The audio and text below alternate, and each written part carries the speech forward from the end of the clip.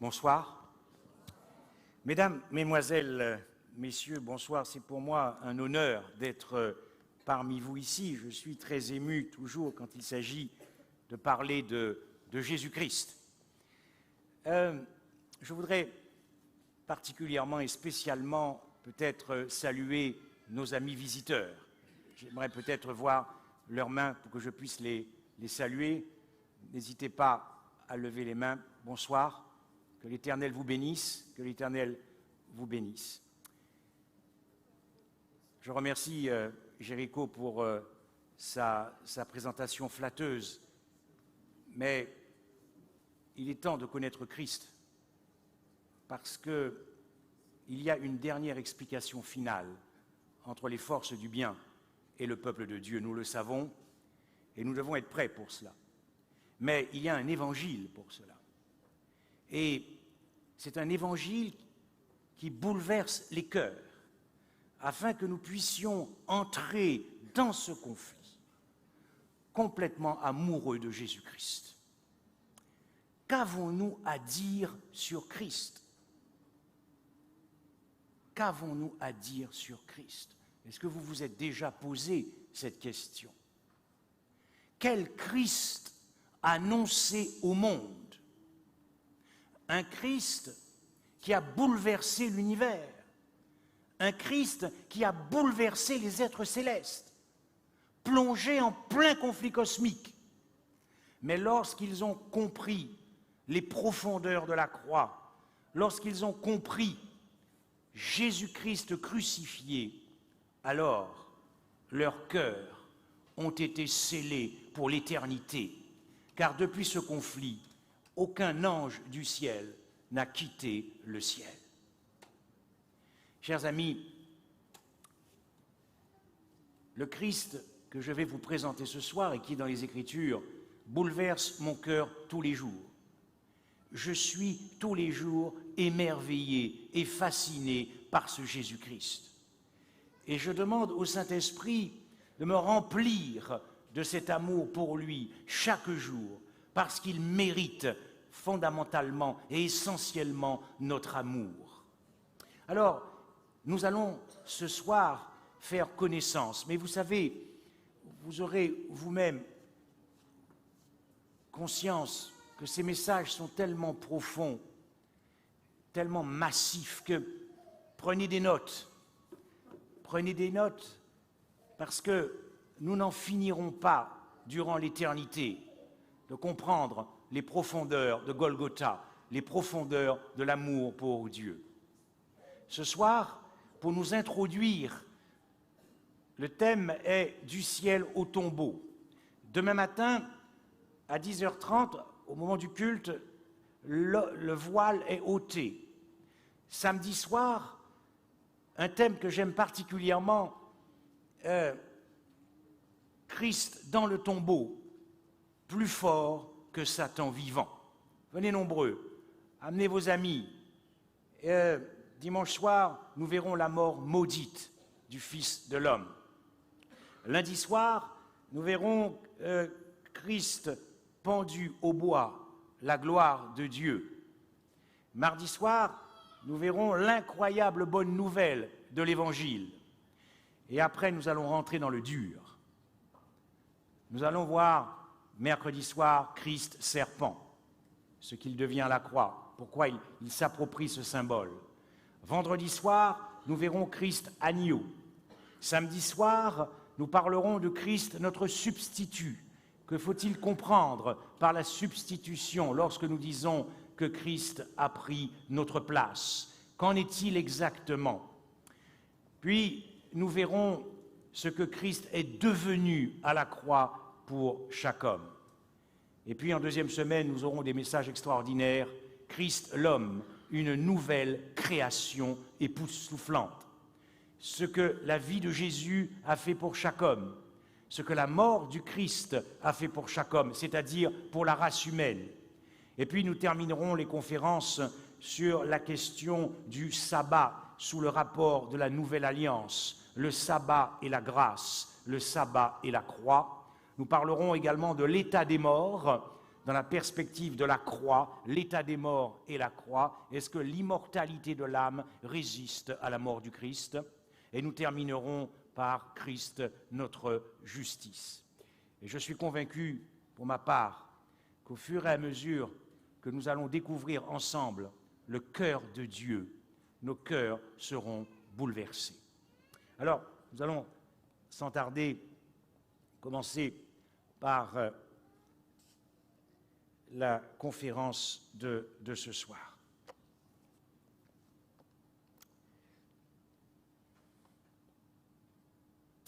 Du ciel au tombeau. C'est déjà extraordinaire, ça. Du ciel au tombeau, rien que pour toi. Rien que pour toi. Rien que pour toi. Quel destin incroyable. Quel destin. Connaissez-vous un destin équivalent à celui de Dieu? Du ciel au tombeau. Quelle destinée incroyable. Du ciel au tombeau. Quelle histoire incroyable. Du ciel au tombeau. Quel itinéraire incroyable pour Dieu, le Dieu de l'univers. Telle était sa destinée, la perdition. Tel était son destin, la perdition. Telle était son histoire, la perdition. Tel était son itinéraire, la perdition. De toute éternité. Imaginez l'éternité du passé. De toute éternité, tel était son destin. La perdition. De toute éternité, telle était sa destinée, la perdition. Rien que pour toi. De toute éternité, telle était son histoire. Parce que la divinité de toute éternité, le Père, le Fils et le Saint-Esprit, avaient juré que la mort éternelle, la malédiction du péché, la malédiction de la mort, ce n'était pas un endroit pour toi. Quelle bonne nouvelle! Car ce n'est pas un homme qui le dit, c'est Dieu.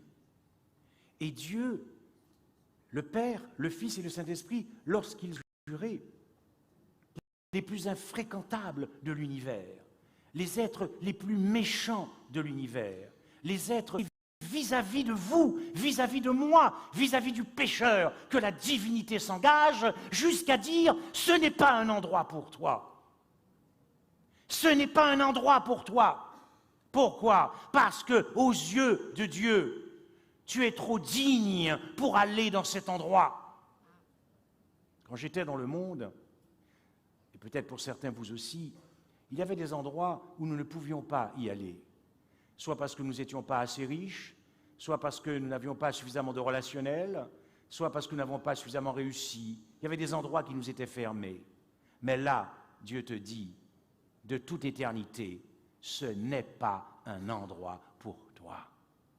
Parce que tu as trop de valeur pour lui. Tu as trop d'importance pour lui. La divinité avait donc juré que c'était Dieu qui était digne d'aller dans la fosse et dans le tombeau pour l'éternité. Dieu, cet être pur, parfait, lui qui va volontairement décider que c'est lui qui n'est pas digne d'exister et que c'est toi qui es digne d'exister. Et Dieu a fait ses preuves. Parce que s'il n'était pas allé dans le tombeau pour faire cette expérience de la perdition, et nous reviendrons beaucoup sur cet aspect de la perdition, tu n'aurais pas pu être là ce soir. Il a déjà fait ses preuves. Il a tenu son serment. Parce que tu es l'être le plus désirable de l'univers. Voilà pourquoi il a considéré que ce n'était pas à toi d'y aller. Parce que dans le cœur de Dieu, il y a une histoire folle, une histoire de passion amoureuse entre lui et l'homme, entre lui et la race humaine. Parce que tu es l'être le plus désirable, le plus précieux, le plus aimé, le plus chéri. Il nous faudra cela dans le cœur pour traverser le pire qui va bientôt surgir. N'oublie jamais que cet amour que Christ a pour toi, c'est un amour viscéral. Il t'a dans les tripes, il t'a dans la peau. Et du ciel au tombeau en est une preuve manifeste, une preuve incontestable, parce que tu es l'être le plus désiré de l'univers. Est-ce que vous imaginez, alors qu'il n'y a absolument rien en nous, rien de bon en nous, absolument rien qui puisse faire de nous les êtres les plus désirables, Dieu, lui, ce soir, te dit que de toute éternité, tu étais dans son cœur l'être le plus désiré. Voilà ce que ça signifie du ciel au tombeau. Ce n'était pas la première fois. Ce n'était pas la première fois qu'il était déjà descendu pour te délivrer du néant, pour te libérer du néant. Ce n'était pas la première fois. La première fois qu'il est descendu, il y a 6000 ans, au 6e jour de la création, il est descendu, il a mis ses mains dans la poudre, il a mis ses mains dans la cendre, il a mis ses mains dans la poussière, il a mis ses mains dans l'argile rougeâtre pour te former un corps. Et dans ce corps, il a soufflé un souffle d'évi, en hébreu, d'évi, et pas de vie, d'évi. Tous les hommes, au moment de la création d'Adam, contenus en Adam. Et c'est ainsi que nous sommes devenus des âmes vivantes, des êtres vivants. Quel amour déjà! Mais nous l'avons trahi, nous l'avons renié. Nous avions oublié que nous étions sortis du néant, du non-être, de la poussière, symbole de la mort. Tu es poussière, tu retourneras poussière. Autrement dit, imaginez comment cet amour que Dieu a pour te former, te sortir de l'emprisonnement du néant, c'était déjà un acte de libération. La création était déjà un acte de délivrance, une déclaration d'amour puissante de Dieu pour l'homme. Il met ses mains pour te former. Et malgré cet acte de délivrance, nous l'avons trahi, nous l'avons renié, nous avons préféré vivre sans lui, indépendamment de lui. Et malgré cela, il y a 2000 ans, il est redescendu une deuxième fois. La première fois, il t'a donné la vie en soufflant un souffle de vie. Mais la seconde fois fut tragique pour lui, parce qu'il t'a redonné la vie en mourant et en faisant l'expérience de la seconde mort. Nous aurons l'occasion d'essayer d'approfondir ce qu'il faut comprendre par cette expérience de la seconde mort, parce que lorsque nous abordons la question de la perdition du Christ, souvent nous avons en arrière-pensée la résurrection du Christ. Nous aborderons naturellement ces aspects profonds et mystérieux du sacrifice de notre Seigneur Jésus-Christ. Autrement dit, ici, de toute éternité. De toute éternité. C'est vertigineux. Pensez à ça. Pensez à ça quand vous priez, quand vous chantez. Pensez à ça, qu'il t'a dans son cœur de toute éternité. Est-ce que tu connais quelqu'un dans le monde qui puisse rivaliser avec l'amour de Dieu pour toi? Et je m'adresse à la jeunesse maintenant, à tout ce que vous voyez comme divertissement, comme tentation. Dites-vous bien, est-ce qu'ils sont capables de vous aimer comme Dieu t'aime passionnément? Si Dieu avait pris la résolution de toute éternité de te créer, c'est que tu étais dans le cœur de Dieu de toute éternité. Est-ce que tu imagines que L'amour qu'il a pour toi n'a jamais eu de commencement.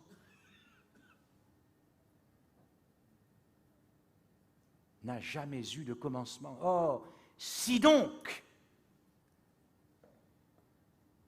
Dieu avait pris la résolution de créer l'homme, la race humaine, de toute éternité, c'est donc qu'il avait pris la résolution de se perdre de toute éternité. Et voilà pourquoi il descend du ciel. Waouh, c'est beau ça, n'est-ce pas? C'est pas n'importe qui descend du ciel. C'est pas n'importe qui. Nous parlons de qui? Nous parlons de Dieu. Une descente. Oser quitter le ciel. Mais est-ce que vous imaginez cela? Nous voulons y aller. Mais lui, il a osé quitter le ciel. Mais il faut être fou amoureux de toi pour ça. Il faut être sacrément amoureux de toi pour oser quitter le ciel. Dites-moi, il y a des tas de raisons pour lesquelles nous pouvons choisir d'être citoyens dans un pays. Nous pouvons choisir d'être citoyens américains en raison du prestige de la nation américaine, par exemple. Nous pouvons décider de devenir citoyens suisses pour les avantages fiscaux, par exemple. Nous pouvons décider de devenir citoyens français, nous le sommes, pas forcément pour la raison que je vais évoquer, mais pour des raisons, pour des avantages familiaux, sociaux. Nous pouvons aussi décider de rester sur notre île, en Martinique ou en Guadeloupe. La douceur du climat, la douceur de vivre. Et puis nous pouvons aussi tout simplement ne jamais bouger de là où nous sommes en raison des liens familiaux qui sont très forts. Mais Christ, lui, il a quitté le ciel pour toi. Moi, ça me fait, je ne sais pas pour vous, mais moi, je ne peux pas rester indifférent à ça, mes frères et sœurs. Ce n'est pas possible. Il a quitté sa gloire, pour toi, rien que pour toi. Ne regarde pas ton voisin quand je dis ça. C'est pour lui aussi, naturellement. Mais c'est pour toi, et toi seul. Il t'avait dans son cœur, quand il descend du ciel et qu'il quitte sa gloire, qu'il quitte son Père, c'est pour toi qu'il le fait. Parce qu'il est fou, amoureux de toi. Mais mes frères et sœurs, nous devrions être les êtres les plus heureux sur la terre. Je parle des croyants. Nous devrions être, et le monde devrait voir que nous sommes heureux. Parce que nous sommes aimés. Et nous nous sentons aimés. Descendre du ciel. Pour vivre avec qui?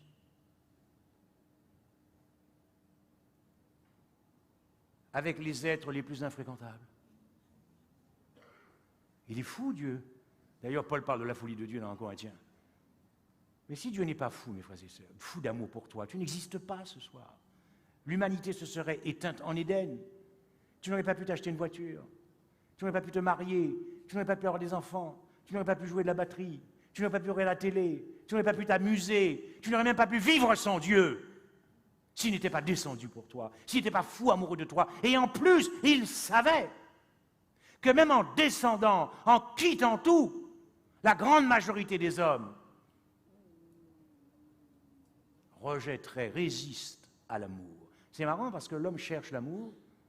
Nous avons en commun, vous et moi, et pour tous les hommes sur la surface de la terre, nous avons en commun deux choses que nous partageons tous, quelle que soit notre race, notre éducation, tout. Nous avons besoin de nous sentir aimés et nous avons besoin d'aimer.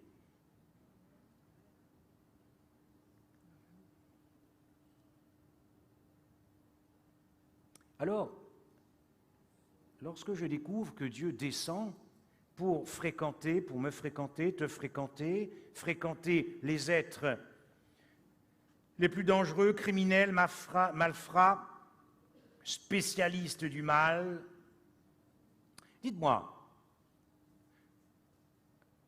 Accepteriez-vous qu'on vous voie dans un restaurant chic avec le plus grand malfrat de la Terre? Imaginez un instant. De présenter à vos parents votre petit amoureux, maman, je te présente mon copain, et je découvre que c'est le plus grand terroriste sur la Terre. C'est quoi cette histoire? Est-ce que vous accepteriez vraiment qu'on vous voit dans la rue? Vous savez, les jeunes utilisent une expression que je n'aime pas beaucoup.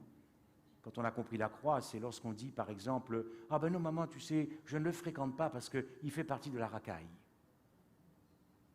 Vous avez entendu ça?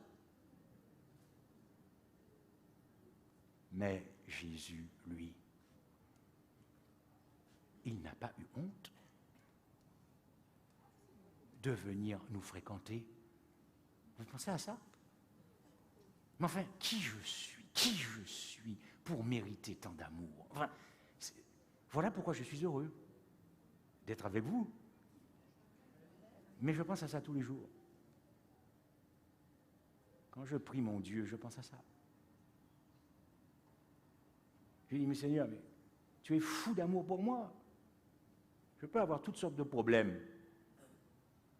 Mais si ton cœur ressasse l'incroyable bonne nouvelle de l'Évangile, tu es l'être le plus heureux.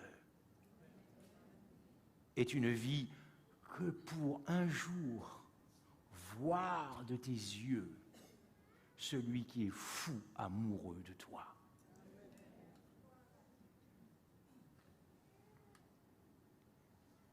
Autrement dit, si Jésus descend pour fréquenter les êtres les plus infréquentables, mes frères et sœurs, c'est l'amour qui est descendu. Waouh!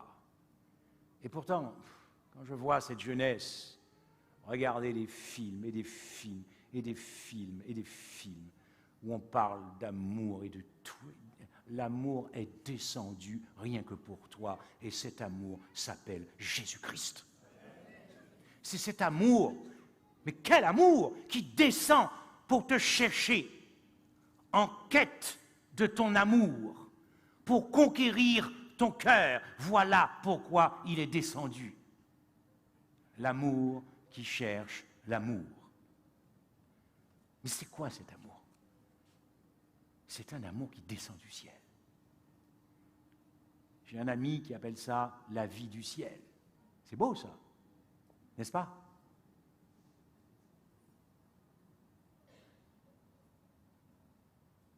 On n'attire pas une mouche avec du vinaigre, mais avec du miel. Le problème pour Dieu, c'est de conquérir ton cœur. C'est un problème. Donc il est descendu t'impressionner. Et il se dit, quand cette personne, quand son cœur va comprendre à quel point je l'aime, ça te métamorphose. Le mariage nous a été donné parce que nous arrivons à aimer, même si notre amour, malheureusement, est encore un amour peut-être éros et pas suffisamment agapé. Mais c'est pour te montrer ce que Jésus attend de toi ce soir.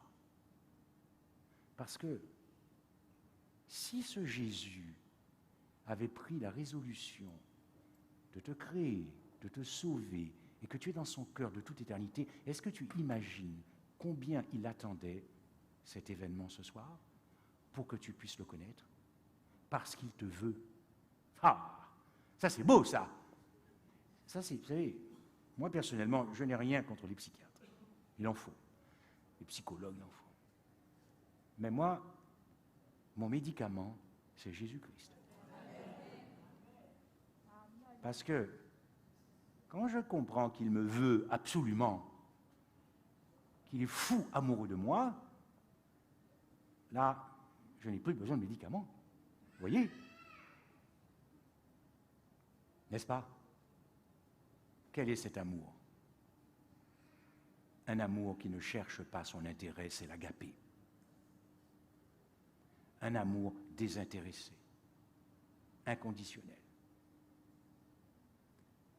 Un amour pour toi qui n'est pas suscité ni par ta condition, ni par ta beauté, ni par ton statut, ni par ton intelligence. Que tu sois l'être le plus méchant sur la terre ou que tu sois l'être le plus gentil sur la terre, il t'aime autant. C'est plus fort que lui. Il ne peut pas ne pas t'aimer. Je vais répéter ça. C'est l'essence même de l'amour de Dieu. Tu peux le gifler, tu peux cracher sur lui, tu peux arracher sa barbe, tu peux l'écraser, tu peux le piétiner, tu peux l'injurier, tu peux le frapper. Il y a une seule chose que tu ne pourras jamais faire. Tu ne pourras jamais l'empêcher de ne pas t'aimer. Amen. Tu ne pourras jamais l'empêcher. Mes frères et sœurs, il faut être dingue, il faut être fou pour ne pas choisir ce Jésus et résister à l'amour. Mais il faut être fou. Les perdus seront perdus, non pas parce que Dieu ne les aime pas, mais alors qu'ils cherchaient l'amour, ils sont passés à côté de ce qu'ils cherchaient. Un amour matriciel, d'entrailles, c'est tout le mot miséricorde en hébreu. J'espère que ce n'est pas un problème pour les caméras, non? J'avance trop, il faut me dire, ça va? Je suis désolé, mais quand je parle de Jésus, je ne peux pas rester là, statique comme ça. J'ai besoin de... Vous voyez, c'est trop beau. C'est trop beau. Un amour qui ne changera jamais. Mais alors, avant de descendre du ciel, imaginez la douleur de la séparation. Imaginez la douleur, la déchirure entre le Père et le Fils. Nous sommes tous parents. Et au fur et à mesure que l'enfant grandit dans sa scolarité, des projets se forment. Papa, j'aimerais bien partir aux États-Unis. Maman, j'aimerais bien aller en France, voilà, pour faire mes études. Donc bien sûr, tout ça. Mais le moment venu, quand il faut se séparer, il y a des pleurs. Il y a des pleurs. Pourtant, ça avait été décidé, mais c'est dur. Le jour de la séparation, il faut se quitter. C'est dur. Imaginez la douleur de la séparation du Père et du Fils, qui n'avaient pas vécu 50 ans ensemble. Est-ce qu'il y a ici un couple jeune marié? Est-ce qu'il y a ici un couple qui a plus de 20 ans de mariage? Ton mari est à côté de toi? Ok. Est-ce qu'il y a un couple qui a 30 ans de mariage? 30 ans? Mais c'est 20 ans. 30 ans, levez la main. Ta femme est là? Ok. Est-ce qu'il y a un couple qui a 40 ans de mariage? Il y a un couple là? 40 ans, ton mari est là? Ok, est-ce que, j'ose à peine dire, 50 ans? Ok, est-ce que le couple de 40 ans peut venir rapidement? Il y a qui a 50 ans? Et tu es avec ta femme? Ah ben mon fils, viens me rejoindre, vite fait. Dépêche-toi parce que j'ai tellement de choses à dire et le temps passe. Mais bon, nous faisons connaissance ce soir. Si je déborde un peu, pas grave. Nous allons faire une petite expérience du ciel. Nous allons essayer de comprendre ce qui s'est passé au ciel quand le Père et le Fils se sont séparés. En tout cas, que l'Éternel vous bénisse, parce que c'est un demi-siècle. Bien, ok. Alors, comment tu t'appelles? Grégoire. Grégoire. Et comment tu t'appelles, ma sœur? Agnès. Agnès. Que Dieu vous bénisse. Grégoire, prends les mains de ta femme. Les deux. Ok. Regarde dans les yeux, tel que quand tu l'as connue, jeune fiancée, jusqu'à maintenant. Dis-lui, regarde ton mari, c'est pas moi qu'il faut regarder. Bon, dis-lui, rappelle-moi ton prénom. Agnès. Dis-lui, Agnès, tu sais que je t'aime. Agnès, tu sais que je t'aime.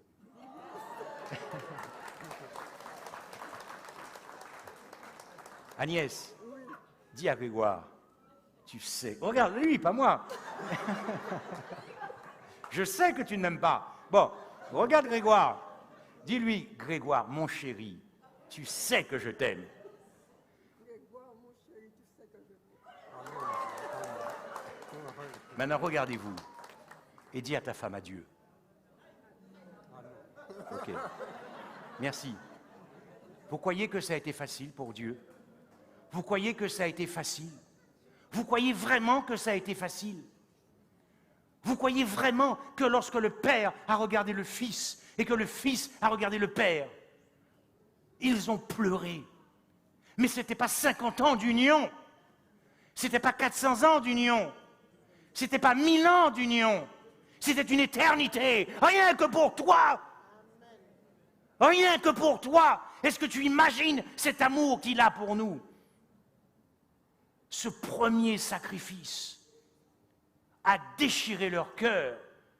Nous ne pouvons pas imaginer la douleur que Christ a ressentie. Nous ne pourrons jamais imaginer la douleur et la déchirure du cœur, parce que cela faisait une éternité. Il y a une dame que j'aime beaucoup. Si ça intéresse, je pourrais vous dire son nom. C'est une dame qui disait ceci: le Sauveur Jésus-Christ, le Fils unique de Dieu, a existé de toute éternité, une personne distincte, mais un avec le Père. Depuis l'éternité, il y avait une union complète entre le Père et le Fils. Ils étaient deux, et il s'en fallait de peu pour qu'ils fussent identiques, deux en individualité, mais un en esprit, un en sentiment et en caractère, de même substance. Deux. Voyez, ça ne se sépare pas, ça. Ça ne peut pas se séparer. C'est de toute éternité. Mais quand Dieu te voit,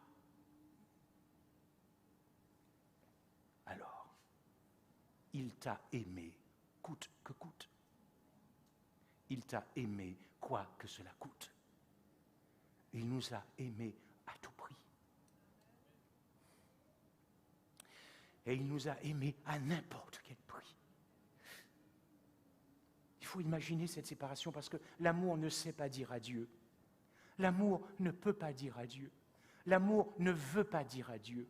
L'amour est en contradiction avec l'adieu. L'amour est incompatible avec l'adieu. L'amour n'aime pas dire adieu. Mais quand Dieu te regarde, l'amour supporte tout. C'est ce qu'on appelle l'agapé de Dieu. C'est ce que j'appelle l'agapé de la croix. C'est extraordinaire. Je suis jaloux de l'amour que Dieu a pour vous.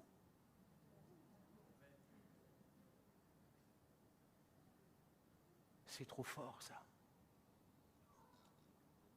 L'amour supporte tout. L'amour a résisté à l'amour. Quand Dieu plonge ses regards vers toi, c'est extraordinaire.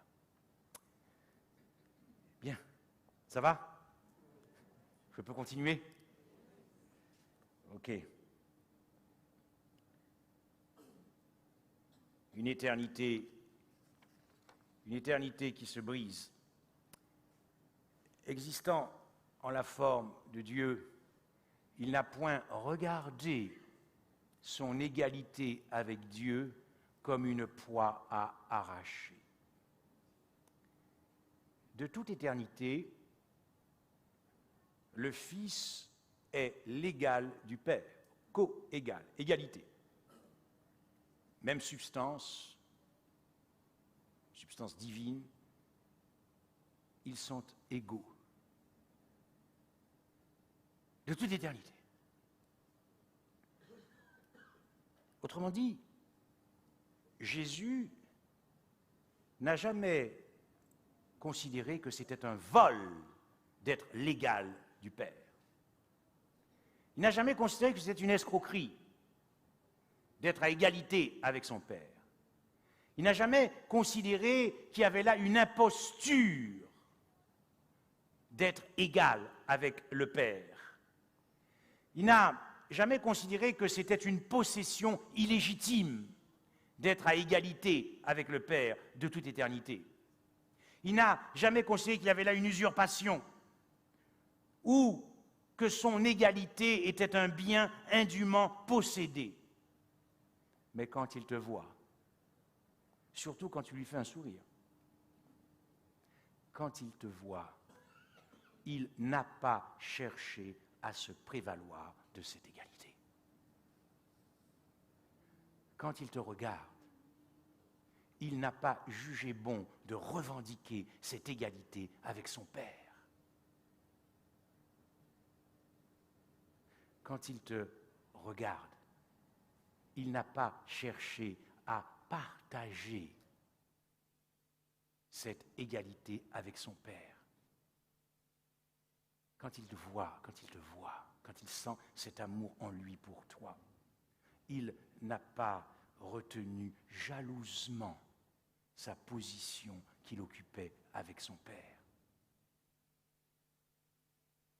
Il te désire tellement, il est tellement fou amoureux de toi, qu'il n'a pas considéré son égalité avec son Père comme un trésor à sauvegarder, comme un butin à sauvegarder, comme une proie à sauvegarder. Il n'a pas regardé sa position qu'il occupait avec son Père comme quelque chose qu'il fallait absolument retenir. Il n'a pas usé de son droit d'être traité comme Dieu. Pourquoi? Pourquoi, d'après vous? Parce qu'il a fait la démonstration que tu es l'être le plus désirable dans son cœur, le plus aimé, le plus chéri, le plus précieux dans l'univers. Paul continue et nous dit, mais il s'est dépouillé lui-même. Existant en la forme de Dieu, il s'est dépouillé lui-même. Ce qui veut dire qu'il a abdiqué. Il abdique à sa position. Il abdique à son rang. Il abdique à son trône. Il te donne tout de lui-même parce qu'il te veut avec lui pour l'éternité. Lorsqu'il se dépouille de lui-même, il renonce radicalement à tout ce qui lui était cher dans le ciel. Il renonce parce que c'est plus fort que lui, il nous aime. Et il nous aime coûte que coûte, quoi que cela lui coûte, à tout prix et à n'importe quel prix. Il s'est dépouillé lui-même. Il est descendu. Il n'a pas cherché à se protéger pour conquérir ton cœur. Il n'a pas cherché à demeurer invincible. Il n'a pas cherché à demeurer invulnérable. Voilà pourquoi les animaux que l'on utilise pour symboliser Christ sont l'agneau, la colombe et à la croix le ver de terre. Ce n'est pas méchant tout ça. Ce ne sont pas des animaux sauvages, ils sont doux. Ils ne vont pas vous attaquer, ils ne vont pas vous dévorer. Si vous pensez que Dieu vous attend au virage pour vous perdre, vous n'avez pas encore connu Dieu. Si vous pensez que parce que vous faites une bêtise, Dieu ne veut vous plus, il ne vous veut plus, vous ne connaissez pas Dieu.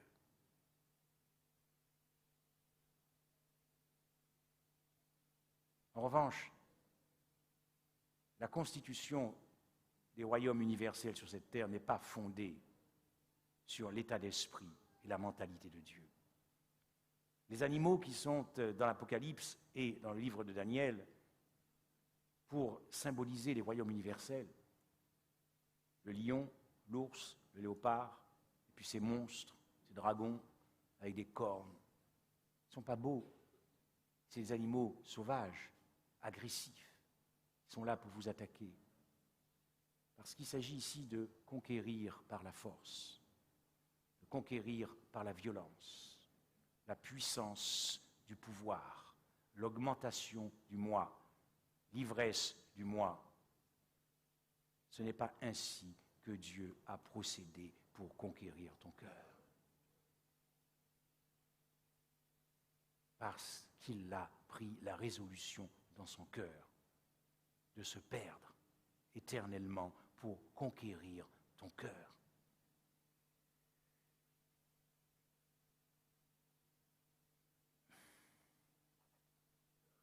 texte ajoute, en prenant une forme de serviteur, esclave, doulos, en grec, intime, les intimes. J'espère que vous et moi, après ces 15 jours, lorsque je vous poserai la question, voulez-vous être un intime du Christ? Nous nous lèverons tous avec des larmes aux yeux, en disant, oui Seigneur, nous avons appris à te connaître. Nous voulons devenir intimes du Christ, c'est-à-dire serviteurs de Jésus, doulos. Mais lui, il a pris l'initiative, une forme de serviteur. Lui qui a occupé les sommets les plus élevés dans l'univers, il n'a pas hésité un seul instant à descendre dans les abîmes, dans les ténèbres. Lui qui a occupé les hauteurs les plus élevées dans l'univers, il n'a pas hésité à s'installer dans la bassesse la plus extrême, dans le chaos, dans le malheur, dans la désolation. Il faut sacrément t'aimer pour ça. Il faut sacrément être fou amoureux de toi pour ça. Car ce n'est que l'amour qui puisse agir ainsi. Il n'y a que l'amour qui puisse motiver Dieu ainsi à se perdre, à s'abandonner, à abdiquer, à renoncer au moi, à s'oublier lui-même, à s'oublier qu'il est lui-même Dieu pour venir, comment dirais-je, bousiller sa réputation sur la terre en nous fréquentant. Il ne se souciait pas de sa réputation. Ce qui l'intéressait, c'est de sauver le pécheur.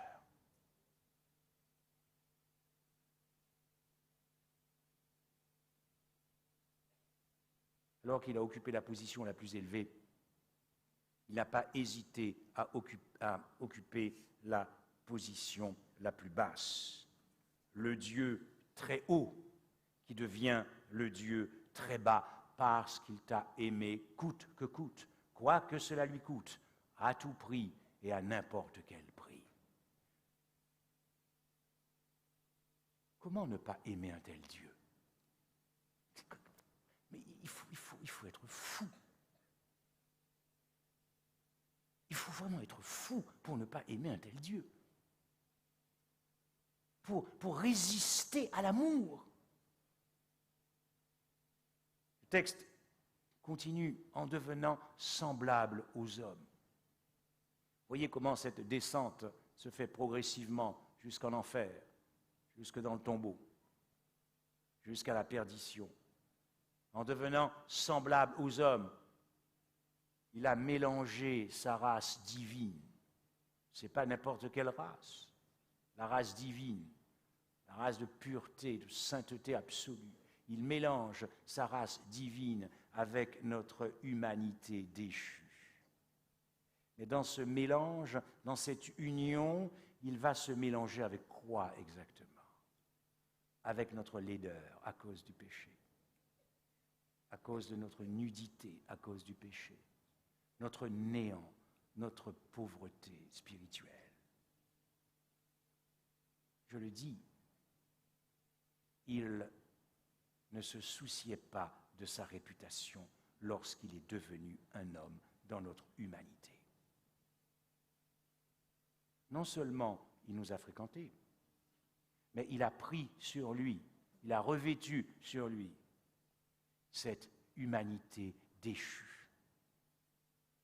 Voilà pourquoi, si tu te sens indigne du royaume des cieux, alors Jésus te dit ce soir, bienvenue au club.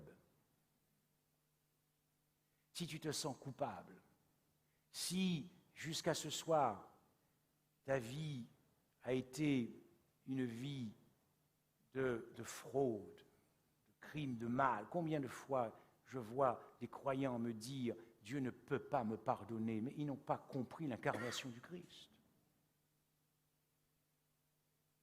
Si tu as été traumatisé par la vie, Jésus te dit « Bienvenue au club, donne-moi ça, donne-le-moi, et je t'apporterai la consolation. Donne-moi, J'ai vécu ça. On est deux. Tu n'es pas seul. Tu n'es pas seul. Je sais comment guérir ton cœur. Ce métissage d'un autre monde, d'une autre espèce, d'une autre nature,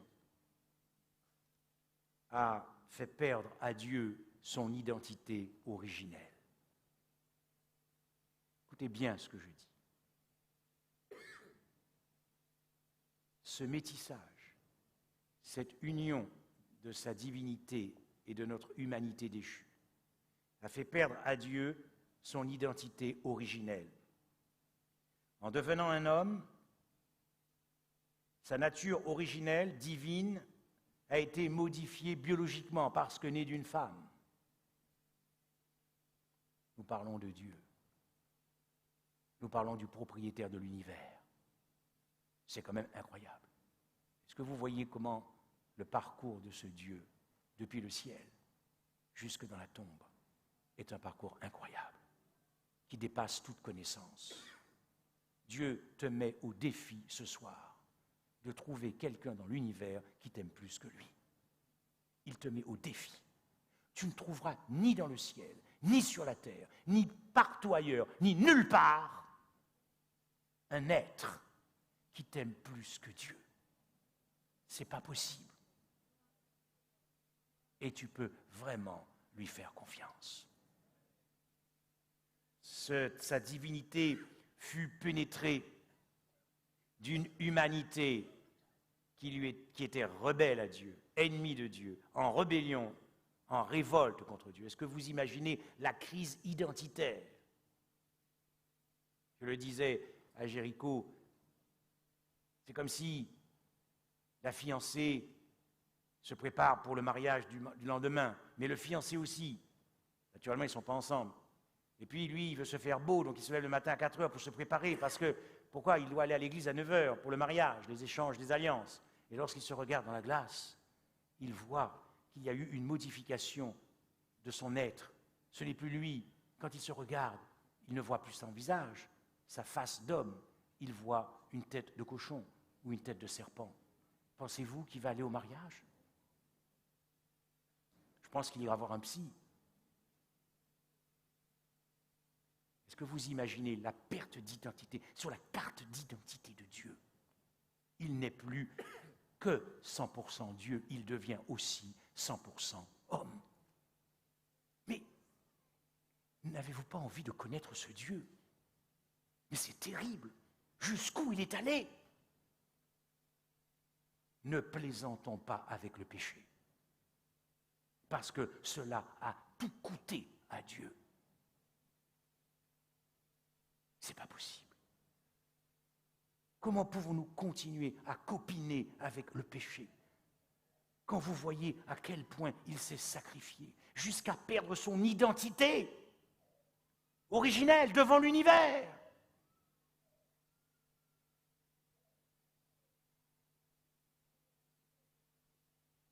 Cette humanité qui a pénétré en lui l'a brûlé comme un feu dévorant, comme une brûlure cuisante, comme un courant électrique. Sa divinité n'était plus pour l'éternité la totalité de son être, il était devenu homme, 100% homme. Mais ce n'est pas tout dans cette descente, ce n'est pas tout. Il s'est élevé devant lui comme une faible plante, comme un rejeton qui sort d'une terre desséchée. Il n'avait ni beauté ni éclat pour attirer nos regards, et son aspect n'avait rien pour nous plaire. Il n'avait ni beauté ni éclat. Jusque-là, abandonner sa beauté, abandonner sa splendeur, abandonner sa majesté, rien que pour toi. Mais quelle démonstration d'amour! Et nous aurons pendant ces 15 jours de démonstration des profondeurs de l'amour de Dieu, parce que tu es l'être le plus aimé, le plus précieux. Il a abandonné son rang, il a abandonné son statut, il n'a pas eu honte de t'appeler son frère. Vous savez, dans certaines familles, on vous dit, ah, tu sais, je suis fier. Je suis fier parce que mon frère est président de la République. Je suis fier parce que mon frère est acteur de cinéma à Hollywood. Ah, c'est impressionnant. Viens, je vais te présenter mon frère. C'est le plus grand médecin, le plus grand spécialiste. Oh, c'est impressionnant. Bon. Mes frères et sœurs, ton frère, c'est Jésus-Christ. C'est-à-dire Dieu, dans ta famille, dans notre famille divine. Le frère aîné que nous avons. Comment se fait-il que le monde ne voit pas en nous cette fierté d'avoir quand même dans la famille, notre frère aîné qui est Dieu?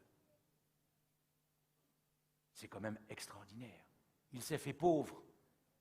Il s'est fait pauvre pour ses frères, afin que nous fussions enrichis.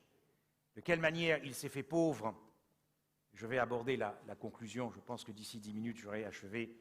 Il s'est fait pauvre parce qu'à cause de son union généalogique avec ses frères, Paul dira, serviteur de Jésus-Christ, appelé à être apôtre, mis à part pour annoncer l'évangile de Dieu, qui avait été promis auparavant de la part de Dieu par ses prophètes dans les Saintes Écritures, et qui concerne son fils, né de la postérité de David sur la chair.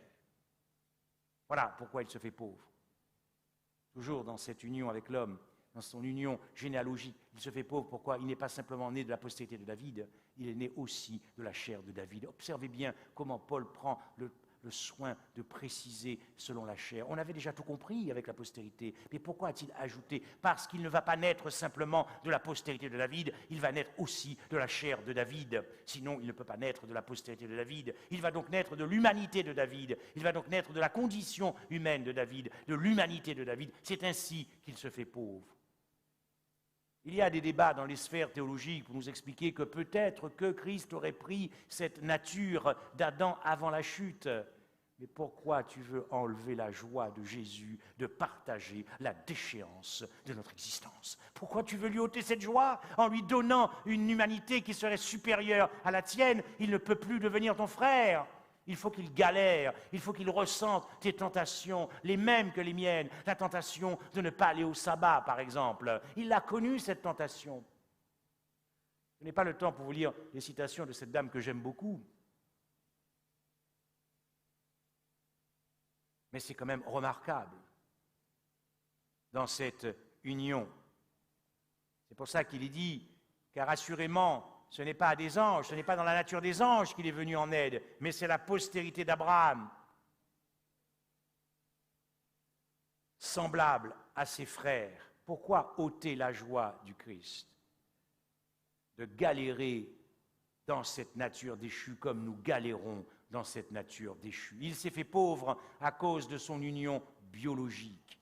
Comme je l'ai dit, le propriétaire de l'univers, parce qu'il t'aime, parce qu'il est fou, amoureux de toi, va devenir une cellule, puis un embryon, puis un fœtus, et puis va se retrouver siégé dans l'utérus de sa mère pendant 9 mois. Je suis en train de vous parler du propriétaire de l'univers.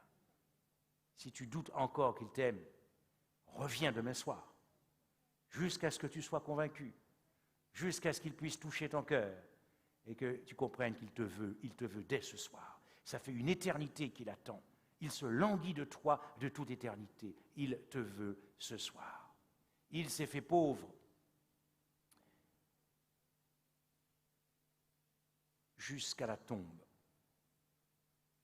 Et nous arrivons à la fin du parcours de son itinéraire, de son histoire, de son destin et de sa destinée. Crucifié à cause de sa faiblesse. Mais ici, il ne s'agit pas des infirmités physiques. Il n'a pas été crucifié à cause de la faim, de la soif, de la fatigue, de la vieillesse, mais à cause précisément de cette nature déchue qui le qualifiait pour aller au tombeau. Comme je vous l'ai dit, du ciel au tombeau, c'était la destinée de Dieu. C'était le destin de Dieu. C'était l'histoire de Dieu. C'était l'itinéraire de Dieu, de toute éternité. De toute éternité, c'était sa destinée. Et sa destinée était la perdition. Et d'ailleurs, quand je dis de toute éternité, observez bien ce verset. J'ai été établi depuis l'éternité, dès le commencement, avant l'origine de la terre. Il faut savoir que le mot hébreu ici, j'ai été établi, le mot hébreu, le temps que je retrouve, le mot hébreu ici signifie, la sac en hébreu, j'ai été établi, une offrande, une libation sacrificielle. Quand je vous dis que de toute éternité, il avait pris la résolution de se sacrifier, vous avez un texte ici, dans Proverbe 8, verset 23.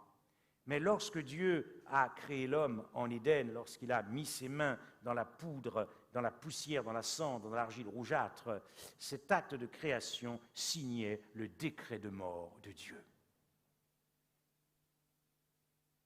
C'est-à-dire qu'il t'avait déjà, dans la résolution de son cœur, pris la décision de te racheter avant même que tu viennes à l'existence. Il avait déjà pris la décision dans son cœur de te sauver avant même que tu viennes à l'existence. Regardez ces quelques textes pour conclure. Dieu vit que tout ce qu'il avait fait, et voici cela était très bon. Le mot, et nous sommes ici au début de la Genèse, le mot hébreu ici pour est bon, tov, contient l'idée de tavar, qui signifie boucherie, égorgement. Quand je vous dis qu'il avait déjà signé son décret de mort, dès l'acte de création.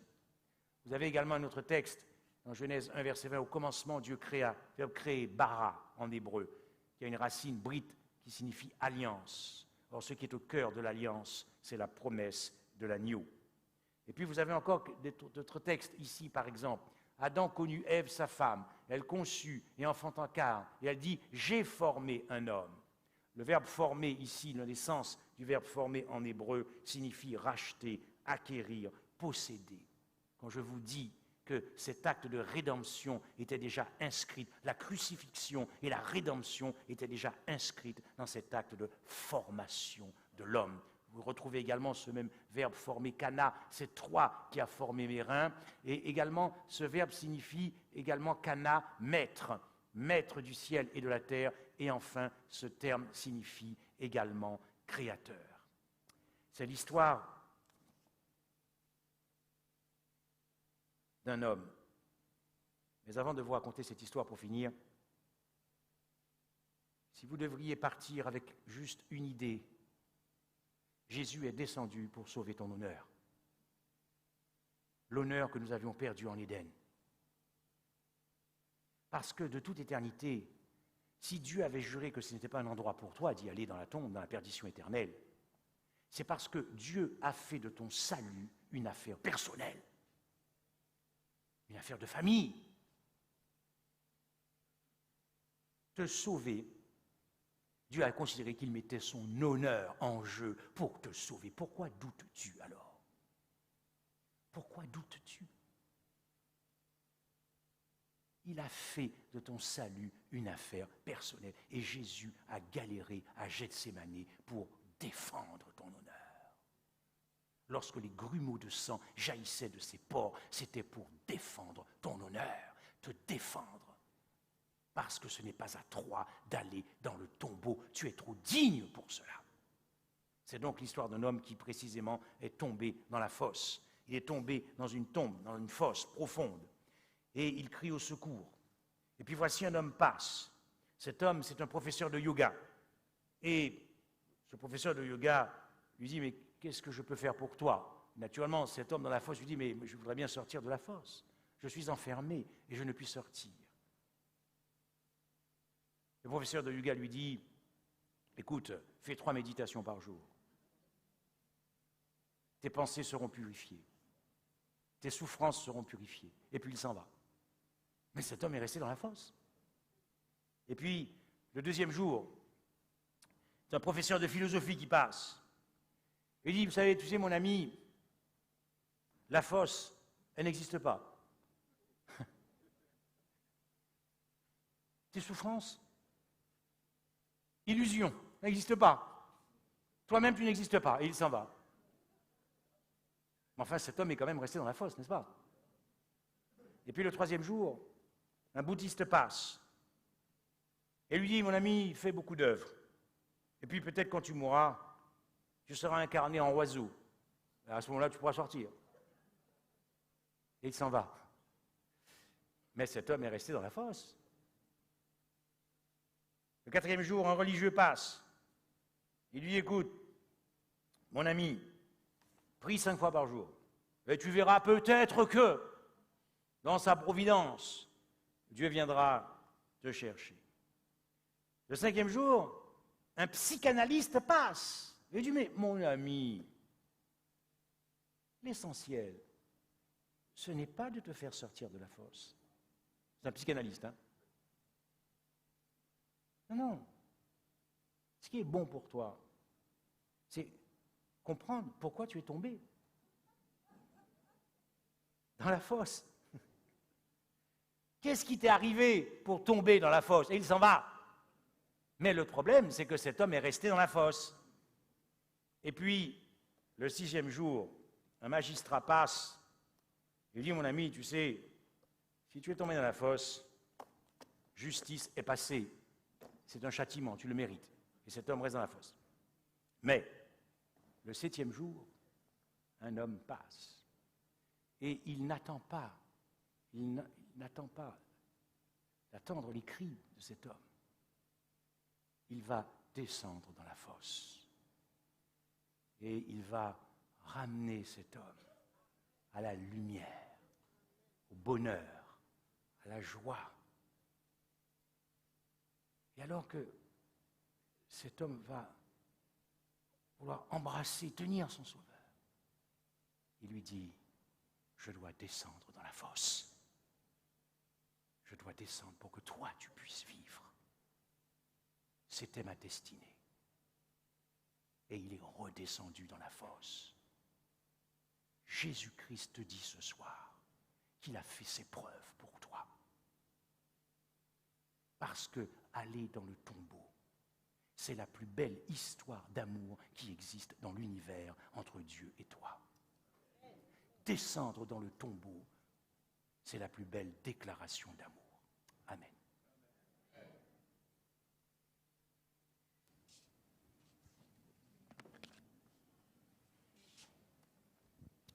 Merci pour la croix. Avant de nous quitter, je vous invite donc à vous tenir debout. Et nous allons chanter ensemble cette belle mélodie et ces paroles qui viennent nous toucher. Merci pour la croix, Seigneur. Merci pour tes mains percées.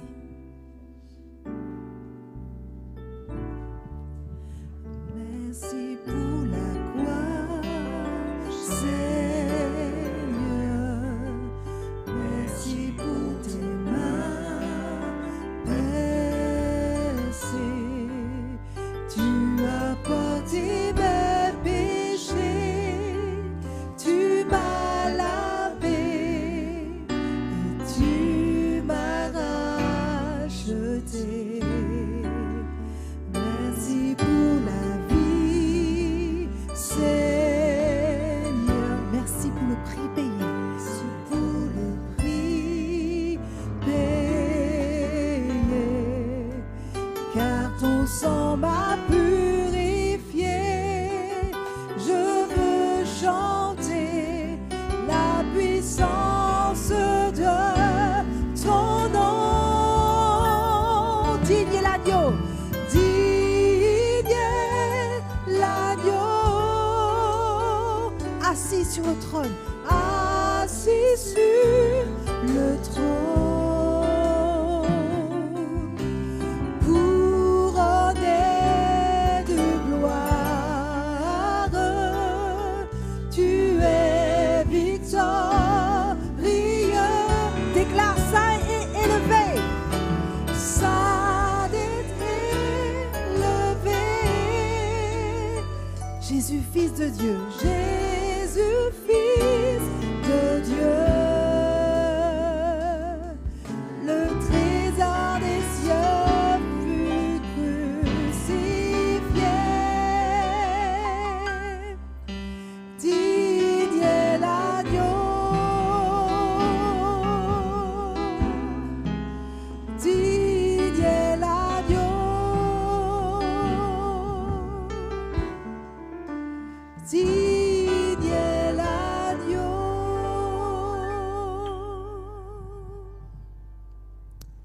Amen, amen.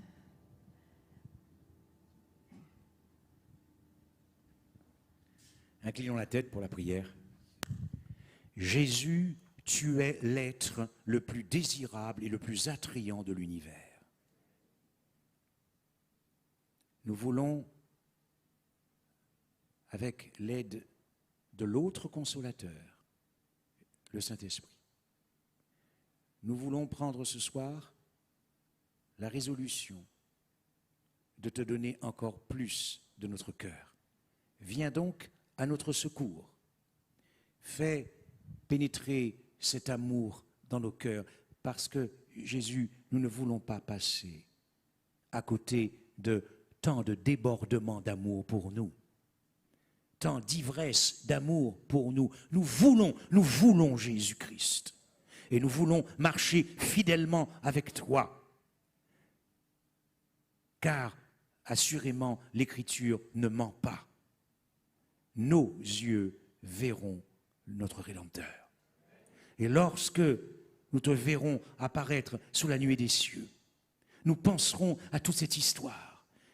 Nous penserons à ta souffrance, à ta séparation avec le Père, à ta déchirure, tout ce que tu as subi. Tu ne pouvais pas donner plus que ce que tu as donné. Et nous verrons enfin de nos yeux l'être qui nous aime le plus dans l'univers. Que ton nom soit exalté en ce jour de sabbat. Que ton nom soit magnifié. Raccompagne-nous et permets que nous puissions revenir demain pour goûter encore un peu plus à ton cœur. Au nom de Jésus, Amen.